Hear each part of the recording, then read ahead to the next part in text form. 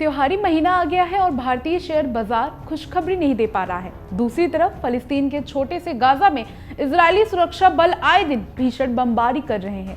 भारत के पूर्व राजनयिकों और कूटनीतिक जानकारी की माने तो इजरायल और फिलिस्तीन के संगठन हमास के बीच में युद्ध को अमेरिका के राष्ट्रपति जो बाइडेन और इजरायल के प्रधानमंत्री बेंजामिन नेतन्याहू जल्दी से जल्दी समेटना चाहते हैं, लेकिन रूस, चीन, तुर्की और ईरान से बहकर आ रही हवा ने उन्हें परेशान कर दिया है। माना जा रहा है कि यह युद्ध लंबा खिंच सकता है और दुनिया के विकासशील देशों को इसकी कीमत चुकानी पड़ सकती है। इजरायल की फिलिस्तीन के संगठन हमास पर भीषण सैन्य कार्रवाई अमेरिका के खुले समर्थन की घोषणा ने इसे अब काफी पेचीदा बना दिया है। विदेश मामलों के जानकार वरिष्ठ पत्रकार रंजीत कुमार कहते हैं कि कहीं ना कहीं अब बात फंसती दिखाई दे रही है। इस लड़ाई के बाद जो रायता फैला है उसे समेट पाना बहुत आसान नहीं है। आज भी संयुक्त राष्ट्र सुरक्षा परिषद में अमेरिका ने लड़ाई जारी रखने के पक्ष में अपने वीटो को इस्तेमाल किया। अमेरिका ने इस दौरान हमास से बंधकों को रिहा करने के लिए कहा।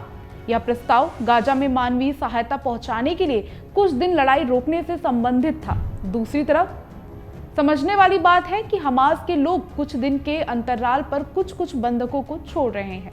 कूटनीति के जानकारों को इस तरह के सभी प्रयासों में मनोवैज्ञानिक वार गेम की झलक साफ दिखाई दे रही है।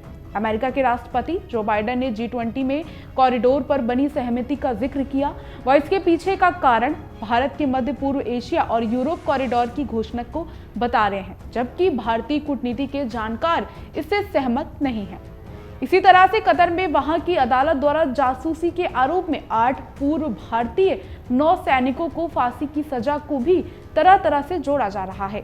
एक पूर्व राजनयिक ने कहा कि दुनिया में इस समय कई पेंच फंसे हुए हैं। दुनिया का महाशक्तियां उलझी हुई है। रूस यूक्रेन के साथ युद्ध लड़ रहा है। इजरायल हमास पर सैन्य कार्रवाई कर रहा है। अमेरिका उसके समर्थन में खड़ा है। रूस इस मामले में अमेरिका की आलोचना कर रहा है और चीन के राष्ट्रपति शी जिनपिंग अमेरिका को संदेश पर संदेश देने में लगे हैं। तुर्की के राष्ट्रपति एर्दोआन ने फिलिस्तीन के संगठन हमास को मातृभूमि के लिए लड़ने वाले मुजाहिदीन की संज्ञा दे दी है। दिलचस्प है कि ईरान लगातार हमास का समर्थन कर रहा है और चेतावनी भी दे रहा है।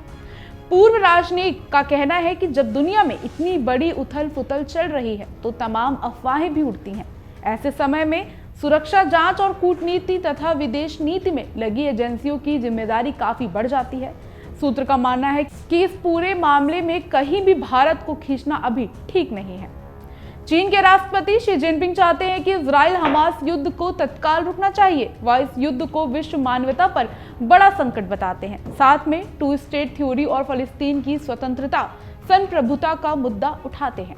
रूस के राष्ट्रपति व्लादिमीर पुतिन के तेवर चीन के राष्ट्रपति शी जिनपिंग से मिलते जुलते हैं। इसके समानांतर इजरायल की सैन्य कार्यवाही रुकने में अमेरिका को अपनी नाक नीची होती दिख रही है। इजरायल हमास के खात्मे और सभी दुश्मनों को संदेश देने तक इसे जारी रखना चाहता है। कुल मिलाकर यह स्थानीय युद्ध नाक की लड़ाई में तब्दील होता जा रहा है और इसके दायरे में विस्तार का खतरा बढ़ रहा है। माना जा रहा है कि ईरान को रूस और चीन का मौन समर्थन जारी है। ईरान न केवल इजरायल को चेतावनी दे रहा है बल्कि आगे बढ़कर खेल रहा है। ईरान के इशारों पर लेबनान में बैठा हिजबुल्ला इजरायल के स्वाभिमान पर लगातार चोट कर रहा है। ईरान के पास खोने के लिए कुछ ज्यादा नहीं बचा है। यह पहला अवसर है जब ईरान अगुआ नजर आ रहा है और अरब देश धीमे स्वर में ही सही उसका साथ देते नजर आ रहा है। अंतर्राष्ट्रीय भू राजनीतिक स्थिति को समझने वाले संकेत कर रहे हैं कि इजरायल को हिजबुल्ला और ईरान पर कार्रवाई में थोड़ी हिचक है, क्योंकि इससे न केवल कोई मोर्चा खुलेंगे बल्कि संभव है कि ईरान के समर्थन में कुछ और देश आ जाएं।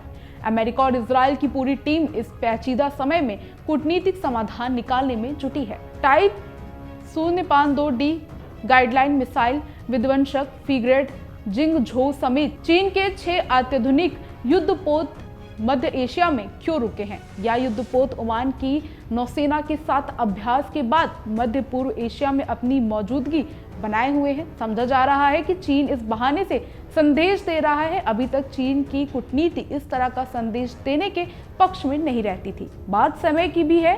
यह युद्धपोत ऐसे समय में मध्य पूर्व एशिया में तैनात है जब अमेरिका के 2 अत्याधुनिक युद्धपोत इजरायल की सुरक्षा में क्षेत्र में है। सामरिक रणनीति के जानकारों का मानना है कि दरअसल यह अमेरिका को बताने का प्रयास है कि वह एक तरफा दादागिरी से बाज आए। यह दादागिरी विश्व शांति के लिए मुश्किलें पैदा कर सकती है। अमेरिका की यात्रा से 2 महीने पहले लौटे भारतीय विदेश सेवा के पूर्व अधिकारी का कहना है कि विश्व के इतिहास में यह समय महत्वपूर्ण है। वह कहते हैं कि हर मुश्किल दौर एक रोशनी दिखाता है। देखना है इस बार क्या दिशा मिलती है।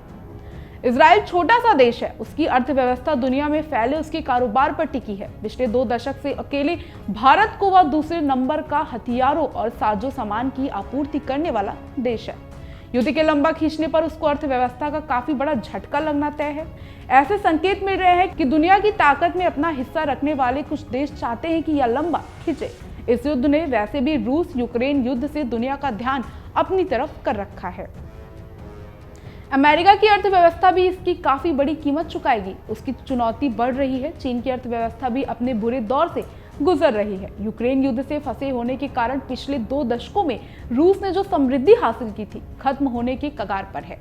अंतर्राष्ट्रीय अर्थव्यवस्था पर नजर रखने वाले गुजरात कॉर्डर के IAS अधिकारी का कहना है कि पिछले 3 साल से विश्व अर्थव्यवस्था को संभलने का अवसर नहीं मिल पा रहा है, जो कोविड-19 के बाद से लगातार हिचकोले खा रही हैं। सूत्र का कहना है कि मौजूदा दौरे पर यह संकट बढ़ रहा है। इसके जारी रहने से न केवल आर्थिक मंदी का खतरा बढ़ेगा, बल्कि भूखमरी, बीमारी समेत तमाम नए बड़े संकट भी खड़े होंगे। अगर आप ये वीडियो YouTube पर देख रहे हैं तो हमारे चैनल को सब्सक्राइब करें और बेल आइकन को दबाना ना भूलें। अगर आप Facebook पर ये वीडियो देख रहे हैं तो हमारे पेज को लाइक करें।